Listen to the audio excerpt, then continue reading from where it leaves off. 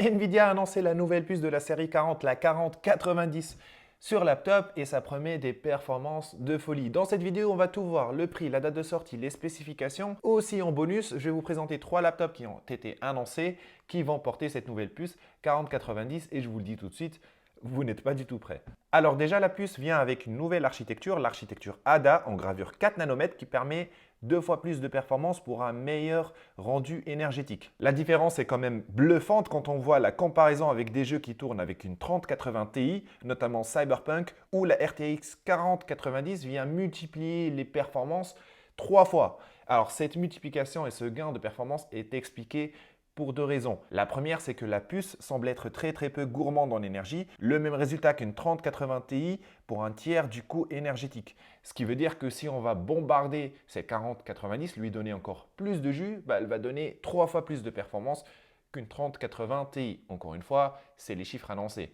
Mais ne vous laissez pas avoir par ça, parce que même si la puce semble être très peu gourmande en énergie, c'est surtout la technologie DLSS 3 incorporée dans le GPU qui va grandement améliorer ou jouer un très grand rôle là-dedans. Pour vous expliquer la technologie DLSS 3, c'est grâce à l'IA, on va venir créer plusieurs images par seconde en copiant les images qui existent déjà, qui ont déjà été générées, en y apportant des modifications dans l'espace pour créer une illusion de fluidité et en ajoutant du FPS tout simplement.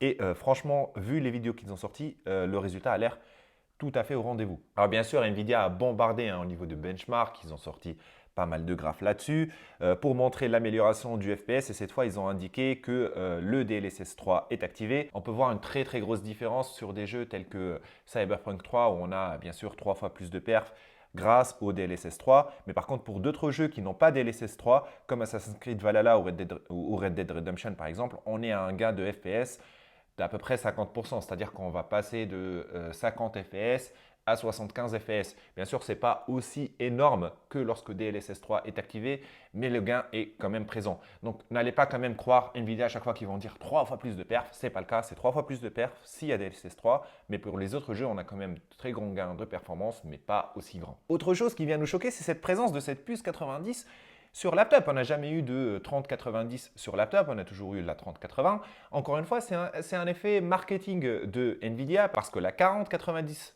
laptop et la 4090 desktop, eh bien les deux, ça n'a absolument rien à voir. La 4090 laptop se rapprocherait plus d'une 3080 desktop plutôt qu'une 4090. Et on le voit indirectement, quand on compare les deux, la fréquence est 25% plus élevée sur la version desktop. On a 8 Go de RAM de plus.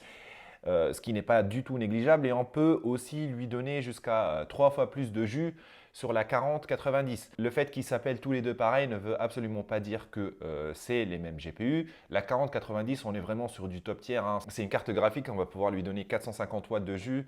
C'est ce qui se fait de mieux. C'est une machine, il lui faut une unité de refroidissement à elle toute seule.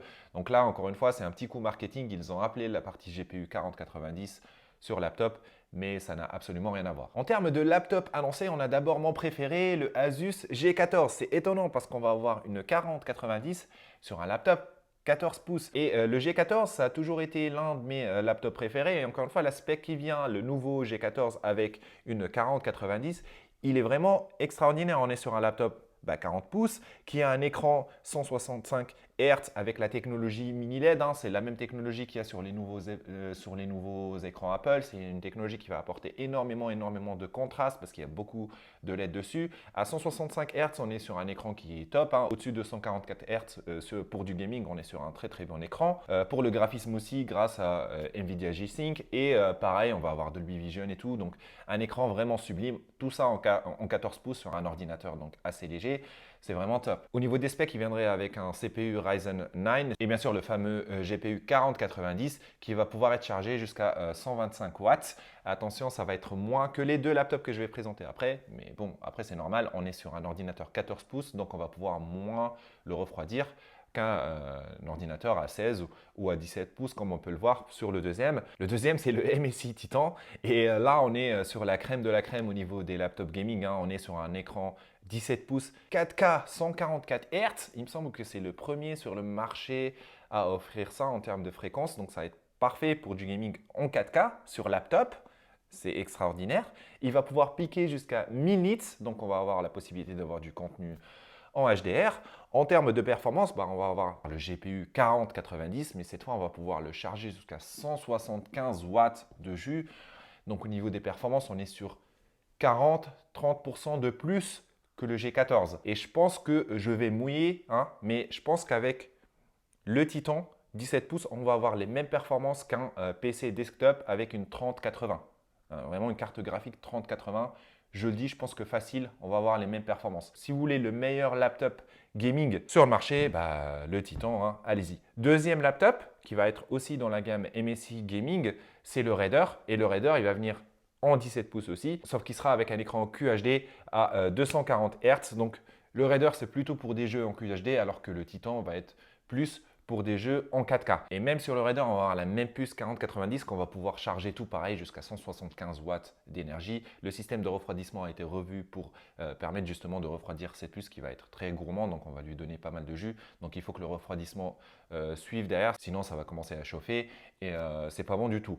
Donc le Raider, ça va être, je pense, un petit peu moins cher que le Titan, mais on est quand même aussi sur le haut de gamme. Au niveau des dates de sortie, la 4090 et la 4080 sortiraient le 8 février. On est sur un prix de départ de 2000 €. Je pense qu'on va être plutôt sur les 3000 € pour la gamme avec 4090 et bien sûr ça va monter jusqu'à 6000 € en fonction de ce qu'on prend, la RAM, etc. Donc 2000 € pour une 4080 déjà et 3000 et plus pour une 4090. Pour la version 4050, 4060 et 4070, on va être plutôt sur le 22 février avec un prix de départ de 1000 €. Et il y a des personnes qui disent que 1000 € pour une 4050, c'est déjà beaucoup. Mais attention, la 4050, ça n'a absolument rien à voir avec la 3050. En termes de specs, si on les met tous les deux côte à côte, la 40 détruit absolument la série 30 en termes de fréquence et en termes de puissance. Parce qu'on va pouvoir monter jusqu'à 115 watts sur la 4050, contrairement à la 3050 où on va monter jusqu'à 75 watts. Donc au niveau des perfs, on ne parle pas du tout de la même puce. Mais après, ce qui est dommage, c'est qu'on ne va pas avoir de laptop gaming en dessous de 1000 €. Donc voilà pour les nouveautés sur la série 40 de Nvidia sur laptop. Dites-moi en commentaire ce que vous en pensez. Pensez à vous abonner pour ne pas louper mes prochaines vidéos et je vous dis à plus. Prenez soin de vous.